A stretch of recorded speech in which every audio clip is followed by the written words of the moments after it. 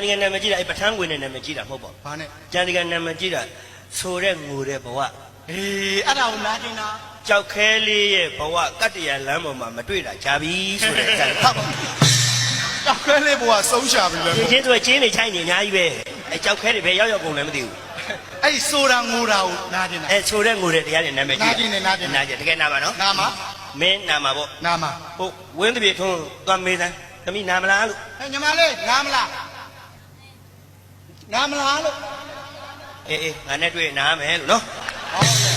မငါဟောကျင်တယ် तू ကနာကျင်တယ်ဟောတဲ့လူနာတဲ့လူနှစ်ဦးပေါင်းမှဒီတရားပွဲဖြစ်မှာပေါ့ငါတယောက်တည်းရှောင်းဟောနေတော့မင်းဘုန်းကြီးယူကြီးဆိုငါဝိုင်းရိုက်တော့ဘယ်လိုလုပ်မလဲတေးကြီးဆိုကျွန်တော်လဲနာကျင်တယ်ကျွန်တော်လဲနာကျင်တယ်နင်လဲနာကျင်လားဟုတ်ကဲ့မင်းအခုနာမလားကားပေါ်ရောက်မှနာမလားအခုနာတာကောင်းမယ်နဲ့နာမယ်ပဲပြေးတွေ့ဒီမှာဆွဲမဲ့လူရှိတာဟိုဘာသူလူမှဆွဲမှာမဟုတ်ဘူးတရားနာမယ်နာမလားဟုတ်ချောင်းဆိုရင်2မျိုး3မျိုးဆိုတာ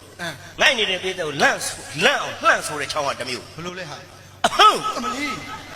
ယောဂမာကြီးလန့်သွားယောဂီမာကြီးနေယောဂဖြစ်လို့ယောဂီလာဖို့ဒါသေချင်းဆိုးမကြီးနေကောင်းတော့အကြောင်းတစ်ဟောင်းမှမလာဘူး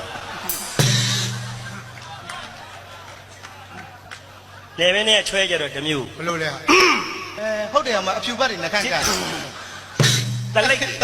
တလိတ်